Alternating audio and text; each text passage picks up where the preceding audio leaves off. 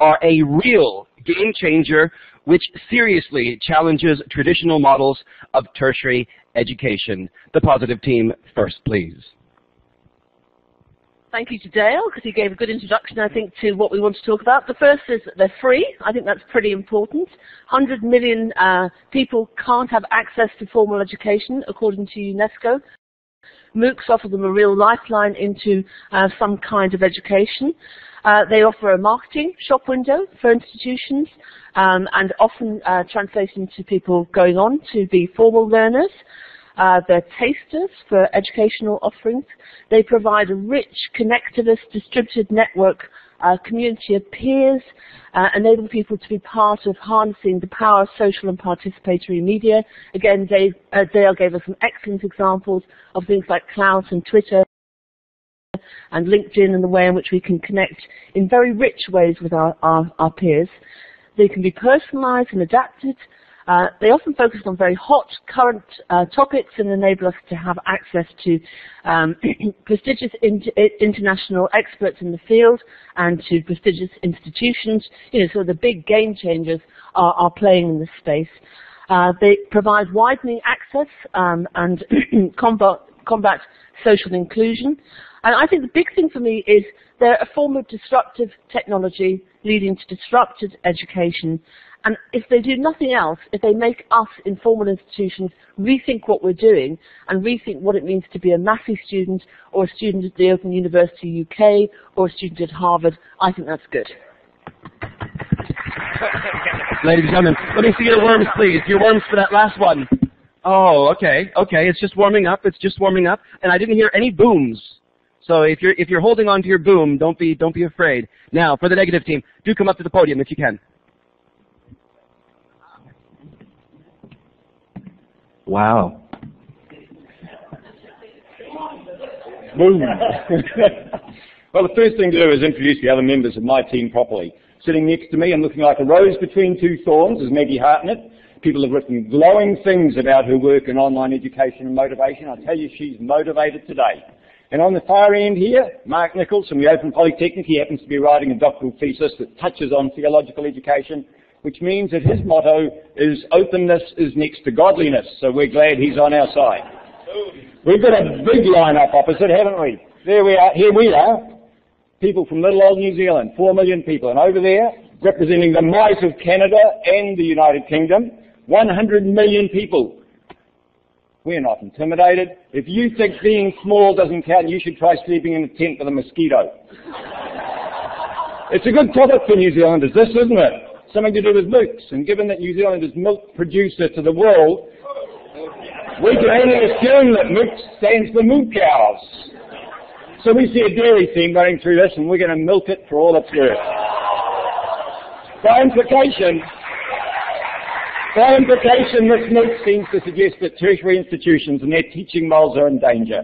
But the traditional model of tertiary education isn't a static model. Institutions and their teaching models have been in existence for over 600 years, and they've changed and they've changed and they've changed again.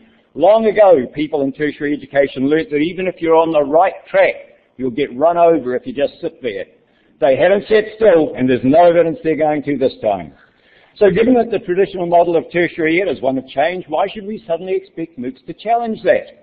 After all, if the traditional model of change is being challenged, the only alternative is one of stasis, and that's impossible. None of this means that change comes easily. Change doesn't roll in on wheels of inevitability. But because institutions and their staff have a tradition of change and they're smart enough to recognise it if necessary, that traditional model will continue beyond any MOOCs that survive. I guess we better be clear about definitions though. There's the X-MOOCs and the C-MOOCs, and you all know what they are, and there's S-MOOCs, small to medium open online courses. And then there's the Under Academy. You should look it up. Under Academy, micro-outrageous online courses, such as syntactic porn for grammar nerds, underwater procrastination and advanced desublimation techniques for underwater hockey players. And by the way, their logo is an upside-down pig without wings. No ball. But none of these descriptions about MOOCs really matter. In fact, you've got to be careful about descriptions, as Eleanor Roosevelt found out. She had a rose named after her, and she said she was flattered until she read the description in the catalogue. No good in a bed, but fine up against the wall.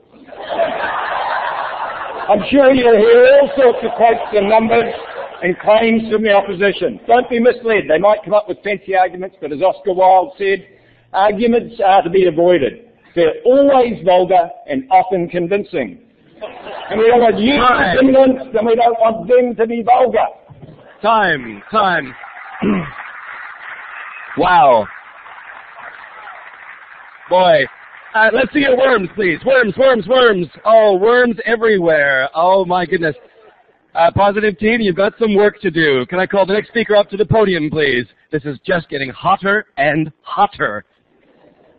Thank you very much. I'm going to make three shamelessly optimistic and aspirational statements about MOOCs, because I think a lot of the potential of MOOCs is what they can become rather than what they are right now. First of all, MOOCs use a classroom that's potentially as wide as the world. From this point of view, they can provide an excellent platform for culturally enriched education, learning that's inclusive, celebrates diversity, and is transferable to different cultural contexts. If we design MOOCs with these values in mind, if we do, we have a model and approach that encapsulates much of what is positive about the web as a cross-cultural, democratizing medium. And I would add to that the richness of learning that can take place in a classroom as wide as the world is much greater than the richness of learning that can take place in a classroom as wide as just a classroom.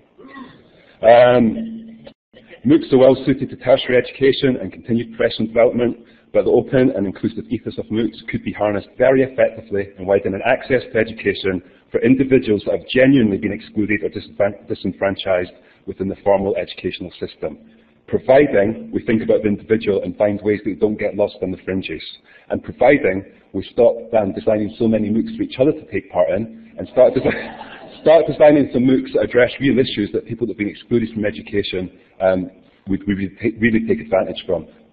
Introductory business skills, introduction to literacies for employment, things that young kids that have come out of school disenfranchised, disadvantaged, need, but wouldn't necessarily think in a million years to walk up to college or university door to try and get it. That's what I think we need to focus on in the future with MOOCs. Finally, MOOCs have got educators talking about openness and open educational practices. Critically, the educators that are talking aren't the usual suspects. They're not people that would self-select, come to an event like ascilite or go to a TEL workshop in their own institution. Many of them are educators that are just getting curious about what MOOCs are and are starting to have conversations about what that might mean for them. I'll give you one example from my own institution. A nursing lecturer that we've spent many years, she's great at teaching, many years trying to get her to engage with technology-enhanced learning. Her daughter joined the MOOC. They had some discussions about it. She's now enrolled on our postgraduate certificate in blended and online education. She doesn't believe in MOOCs, she's decided, but what she does believe in is openness. And she's starting to realise that what we produce as educators, our worth to our learners isn't the stuff we produce, it's the opportunities we create. And MOOCs allow us to create bigger, more open, richer opportunities for our learners. Well done. Everybody get your worms out, get your worms out, get your worms out. Okay. Put your hand up if you're sitting on a boom. If you haven't used your boom yet, put your hand up. Okay, there's a lot of booms in the room. You better pull them out because it's actually going to influence the debate. So this is where you're participating. For the negative team, please come up to the podium. Massive open online courses, or MOOCs, allow students to choose from an enticing array of courses online for free, or so it would seem. But take a closer look and all is not well in the world of MOOCs. For all the excitement, what do we know so far? We know levels of interest are staggering. Courses with 100,000 plus registrations are big news. But despite the hype, dropout rates are spectacular and estimated to be between as high as 85 and 90%. For example, out of the 150,000 people enrolled in the first MIT edX course, only half got as far as the first set of activities, and only 7,000, or a whopping 5%, passed. But when you've got over 100,000 enrolled, who cares if thousands of desperate learners get lost on the way to the virtual milking shed? Certainly not the people who run MOOCs, who seem more interested in learning incomes than learning outcomes, and treat the whole business as a cash cow.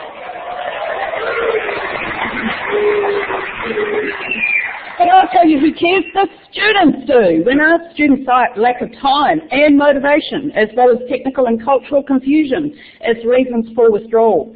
At their core, MOOCs assume that students are self-initiating, self-directing, self-regulating, self-sufficient and self-reliant learners who already have the academic skills and IT skills necessary to succeed in studying. And given the experiences of learners when it comes to interactions and self-assessment or assessment with and by peers, learners are also likely to need self-assurance and self-confidence and also a healthy dose of self-restraint to survive the experience without self-destructing. We on the negative team argue that there is a critical difference between content and courseware, between learning and education. While MOOC content can be impressive, having huge amounts of information stuffed down your throat, like virtual bobby cards, does not equate to quality learning. Combine this with the sheer quantity of information on the forums and frequently poor quality of postings, the results are disastrous. There are other issues too, primary among them being cheating. Dozens of incidents of cheating have been reported, even though courses have no academic credit associated with them. Why cheat on something that doesn't count, you may well ask? Because they can.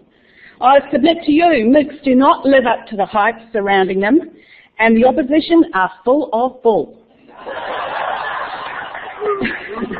I hand over to the next speaker to lift his tail. Careful what comes out. Gentlemen. Let's see your worms. Let's see your worms, everybody. Worms, everybody. Oh, the worms are out today. The last round for each team before the captains do their summary arguments.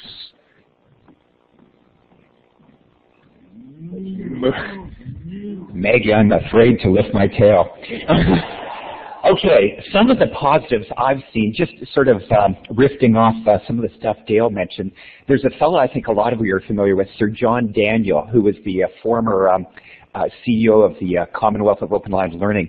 And he talked a lot about breaking that iron triangle of higher education: cost, access, and quality. And I think Dale hit a really key slide there, and it's true, I think, all over the world. Just the amount of debt that students are put through. So that's the first thing I really want to focus on, is the cost effectiveness from a student point of view. The other thing is, Mark made fun of it, FOMO. And I hadn't heard of that until yesterday, fear of missing out. And it was fascinating for me just a couple of weeks ago being in the States and having a chance to talk with some of these chief information officers of some of those big institutions, Harvard, especially Brian DeVos at the University of Maryland. He was saying it was amazing. He was called into his president's office at 9 in the morning, and by 3 p.m. they were part of Coursera. And at first he was pissed. He was really, really upset. But he said what he had to do between 9 a.m. and 3 p.m. was actually phone his buddies at other institutions. So, Dale, I think this answers a little bit of your point. I think there is room for these old guys here, some of these traditional institutions, in terms of the way, and again, we mentioned MIT, that they've been doing it for a while, in terms of really leveraging their clout and their reputation to help people around the world. And again, you know, Coursera, there's been some amazing YouTube videos you've probably seen of these folks in Bangladesh or whatever. And just again, there's the issue of accreditation, but just getting a letter from the professor that they took this learning experience from MIT or Stanford, what it's made a difference for them in terms of employment in these developing countries. The last thing I want to pick up on, and I think it's fun because it was interesting, Dale, how you're sort of picked out to be a capitalist at the end there. But whether we like it or not, at the end of the day, you know, in terms of Maslow's hierarchy, we do have to feed our families. There's got to be a way of sustenance. And it's fascinating. I've got 3 brothers-in-law that are very entrepreneurial, and it's interesting to see how these troll, or they sort of crawl through these MOOCs. And just like you were saying, Dale, it's for them to identify talent. It's amazing. And again, it is a global world. I'll be honest, they're involved in sort of geographic information systems. But now they've got employees from being parts of these MOOCs all over the world. They've They've got employees from Bangladesh, even from Canada, Victoria, in New Zealand and Australia. So I really think it's fascinating the way this underground economy is happening. And to get to your point, Dale, and I think this is the next thing we really have to reach to, is the ability to develop these communities locally. So it's wonderful that we've got things happening at a global scale, but it was great that you pointed out what's happening in Montreal with sort of the peer. You know, just being able to really meet people locally that are engaged. So I think it's just a win-win thing, and I think it's just, you know, full of bull and full of, it's not whole milk, it's a very weak milk they're drinking over here on the negative side. Okay. Pull out your worms, everybody. Pull out your worms. Now, you can use your finger to point to this team, or you can use your finger to point to this team. We've got one last speaker. Oh, yes, from the negative team, and then we'll do the summing up. I'll get to that later. So far you have heard utter rubbish about why MOOCs might be a game changer. Let's lift the tail now on Coursera, one of the largest MOOC providers, to see how it works. Because you see, when you lift the tail, you see the whole story. Coursera partners with universities to offer university courses for free online using Coursera's own platform. If you start probing into things, though, you quickly find that Coursera is not a mass open online course provider. There's not much open about them. Their terms of use make it clear that everything in a Coursera MOOC is strictly owned by them. What does open mean? Well, actually, I've got the perfect example for that. Grania is naturally open, as clearly demonstrated yesterday during the launch of Designing for Learning in an Open World. And Grania, I genuinely salute you for the kind offer of your book. Individual scholars are normally quite free and open, but as soon as you introduce the profit motive, things change. You see, Coursera claims to be open, free, and accessible, yet there is no reuse, no redistribution, no remixing, no revision of courseware. MOOCs are not really free in ways that are meaningful. MOOCs also emphasize access over success. They cheapen educational design. Access is too easy. Assessment is too flippant. Support is just lacking. It's all just methane. MOOC providers such as Coursera and Udacity are for-profit venture capitalist companies. They exist to make money. If they make graduates along the way, that's purely incidental. Quality education will always generate costs, and it's already clear that Coursera are taking shortcuts. Coursera has been challenged over its peer marking system, which encourages plagiarism. Peer grading requires each assignment to be graded by 5 students, none of whom is a subject expert, none of whom is able to provide meaningful feedback. It's a system based on bullpucky. Look, there is no real game changer here. It's been said that any lecturer that can be replaced by the internet ought to be. The only institutions that need worry about the growth of MOOCs and other mass providers of content are those doing little more than just being mass providers of stuff. Those providers who maintain firm links with industry, who offer comprehensive student support and who add value through informed and student-centered faculty, institutions such as Open Polytechnic, have absolutely nothing to fear. There is nothing open. What we will end up with is mass online closed courses, or MOOCs, which is what our opposition are trying to do to quality education. Don't mock us with your MOOCs. Don't sell us your attempts to profiteer from the mass provision of cheap and nasty content with the appearance of fullness but without the substance. Don't offer us all calcium white mortar trying to pretend it's the same as full cream milk. Don't mock us with your MOOCs. Time. Woo! Oh, is it getting hot in here? I would like to call the captains of each team to please stand nose to nose, facing each other, downstage center, please. Just face each other. Both captains up here. I'd like to have both captains up in front, just facing each other. Oh, because it just adds to the sweaty messiness of this whole debate. How are you guys doing out in broadcast land? Are you enjoying this? Have we hit 12 billion yet? Okay. Just before we allow you to do your closing statements, I just want to get an indication from the audience, because the captains need to know. Worm your way over here if you think the negatives are sort of edging in this one, or worm this way. Uh-oh, okay. Okay. So, positive captain. Oh, thanks, guys. And this is 1 minute closing argument. For all the hot air and the finesse and the entertainment of this team, we've got to remember two really serious things. It's about social inclusion, guys. Don't forget that. 100 million learners that don't have access to education. That's a huge number of people. The number of learners in India and China and elsewhere is phenomenal. I think it is what Dale says. It isn't about the end of the university. I think it is about the whole spectrum of deschooling right through to MOOCs, through to formal education. Yes, there are high dropout rates. I agree with you, Maggie. But some people are having very positive experiences in these and then choosing to go on and choose formal offerings. I think the second key point for me, in addition to social inclusion, is it's about disruption. Vice-Chancellors all over the world are taking note of these MOOCs. They're no longer being complacent. They're starting to think about what that means for what it means to be a Massey student or a student at Harvard or elsewhere. So I would argue that you need to think about that global network of being able to connect. Thank you. Wonderful. Captain of the opposition, 1 minute to summarize your argument.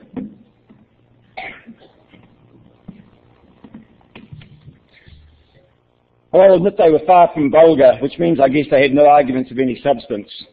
In fact, they seemed rather no, sorry, I got it wrong. Poetic, not pathetic. Had me remembering high school poetry. Hearing Grania reminded me of Elizabeth Barrett Browning, you know the one. MOOCs, how do I love thee? Let me count the ways. Couldn't you hear it? I love thee with the breath, smiles, tears of all my life.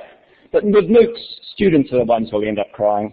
And Norm had me remembering Shelley, Ozymandias. My name is Coursera, king of MOOCs. Look on my works, ye mighty, and despair. Mark got it right. Nothing beside remains. Round the decay of that colossal wreck, boundless and bare, the lone and level sand stretch far away. Time's short, though. You know, all the game changers that weren't. Radio, TV, CAI, tertiary ed survived them all. Shakespeare should have the last word. So all their best is telling old words new, spending again what is already spent. For as the sun is daily new and old, so is their argument telling what's been told. MOOCs won't change or challenge the fact that tertiary institutions constantly change and challenge ourselves. Well done. Here, here, here. Both teams, please stand up. We'll get a round of applause from everyone. For both teams, please. Big round of applause. Big warm round of applause.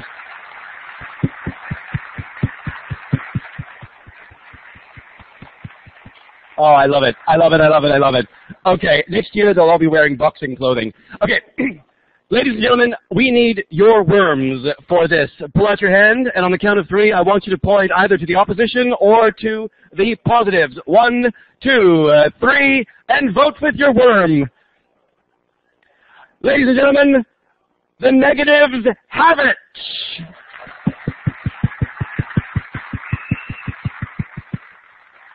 And I'd like to welcome Professor Brown to come up here or to help distribute the prizes. First to the unwinners. Yes. Big round of applause again for the unwinners. Yes, wonderful. Good job. And of course to the just winners, the negatives. Give them a round of applause. Well done. You fought well. You fought well. They were poetic. Ladies and gentlemen, it's time for our morning refreshments. So we'll have, if I could just make a couple of announcements. So just a couple of announcements because I know a few people came in a little later. I just wanted to reiterate for the dinner tonight that you can glam up or you are able to go in whatever costume that you consider is appropriate for the theme that we have. I know that some people are going in some very interesting movie outfits. The other thing is that you'll find, and the kind of elephant in the room yesterday was that we had some quite challenging moments here trying to get the internet working or our network working. It was a pretty complex challenge, I have to say. And you'll find that there's no password now, and if you use the ascilite Wi-Fi, it should be better It's not ideal, but it should be a lot better than what we had yesterday. I think that's probably all we need to say. I think we've had a great morning, another good start to the conference, so go and enjoy a break. Oops. Thank you. I've just been told just to remind you that the registration desk closes at 4:30 today. That's so we can get organised for the dinner. So if you needed anything, you need to do it as soon as possible. And probably the other last thing is remember to get your vote in before 2 o'clock today for the posters. Have a good look at them if you didn't last night, today.